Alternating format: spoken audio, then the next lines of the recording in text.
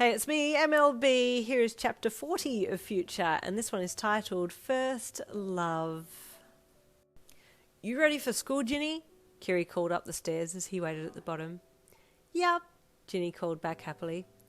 I'm just making my hair pretty for Chisuki, but I'm coming, Daddy. Kiri chuckled. Ginny and Chisuki were really close, and it was heartwarming to watch. Finally, she bounded down the stairs, with her hair pulled into two pigtails either side of her pretty little face. You look beautiful, baby, Kiri commented. Chisuki's going to love your hair. Oh, I hope so, Daddy, she replied, reaching out and taking his hand. I always want to look special for him.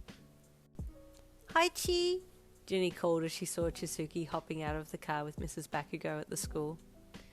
Good morning, miss, Kiri said politely. Mrs. Bakugou gave a polite greeting to Kiri as she dropped Chisuki off, giving him a quick kiss on the head as he took off running towards Ginny. Hi, Ginny, Chisuki called with a smile. Do you like my hair? Ginny asked, wiggling her head to make her pigtails flick around.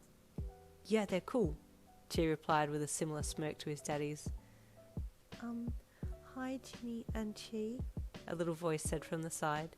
It was dear little Soshi. Hi, So, Ginny said, turning to the shy boy. I have a flower for you, he said quickly and held it out to Ginny. It's pretty, like you, he said as he stared at the ground. Oh, I love it, Ginny squealed. Thank you, So. It's the bestest flower I've ever seen in my whole entire life, she said solemnly. Chi scowled. That flower is dumb. Could get Ginny better things than that. Chisuki! Ginny gasped as she spun to face the mini Bakugou. That's mean! Don't say that! But it's true, Chi huffed as he crossed his arms across his chest. Ginny turned back to Soshi and saw with sadness that he was tearing up, and his outstretched hand that had been holding the flower out for Ginny was now hanging limply by his side. So, she whispered softly, don't listen to him. I love your flower. She stepped forwards and hugged the crestfallen Soshi. Chi seethed. He's doing that sad thing on purpose to make you like him more than me, he growled. No, he's not, Ginny replied angrily. You're not my friend anymore if you keep being mean to people, she shouted as she stared him down angrily. Come on, So, she said to the sniffing boy. Let's go and play somewhere away from this meanie, she said, turning her head back and poking her tongue out at Chi. She led Soshi away and wiped his tears as she told him all of the kindest things that she could think of. Chi watched from a distance, heartbroken that Ginny was mad at him. Tears filled his eyes as he saw her hug Soshi again and smile at him.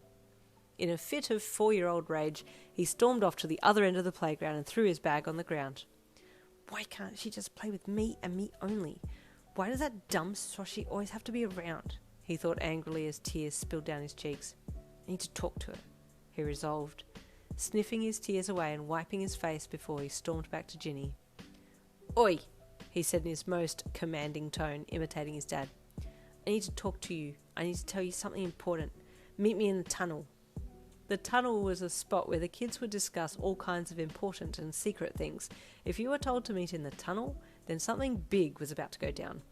Ginny stiffened. The tunnel? He must be serious, she thought.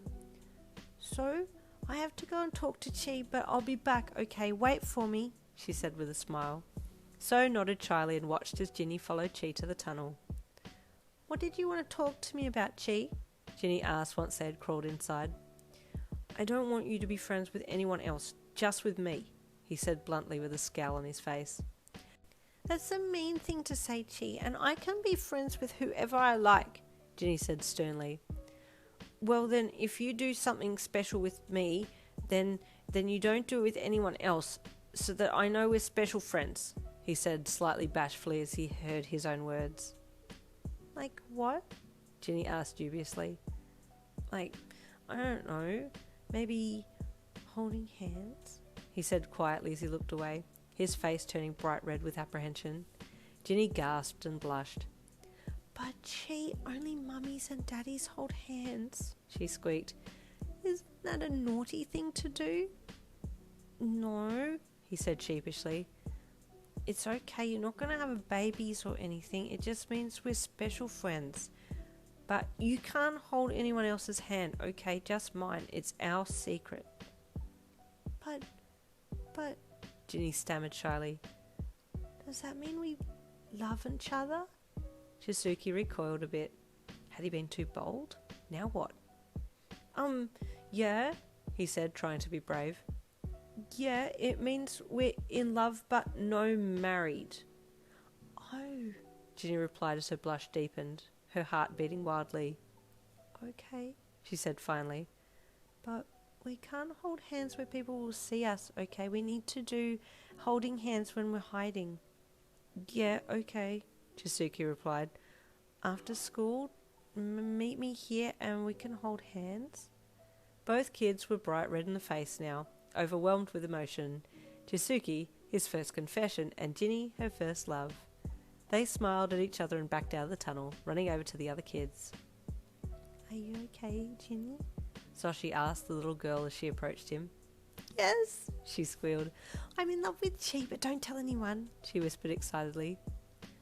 Oh, can you be in love with me too? So asked hopefully. I'm sorry, Soshi, I can only be in love with Chisuki at the moment, but we can be real best friends, she replied, hugging Soshi gently. Okay, he said, slightly saddened. Tell me when it's my turn to be in love with you, okay? Okay, I will, she said with a smile as she looked over to Chi and giggled. He was watching her with his brilliant red eyes and her heart fluttered. A lot of you in the comments probably like, yes, I saw this coming from like chapter 14 and now it's happening. It is indeed happening. I'll see you tomorrow in the next chapter.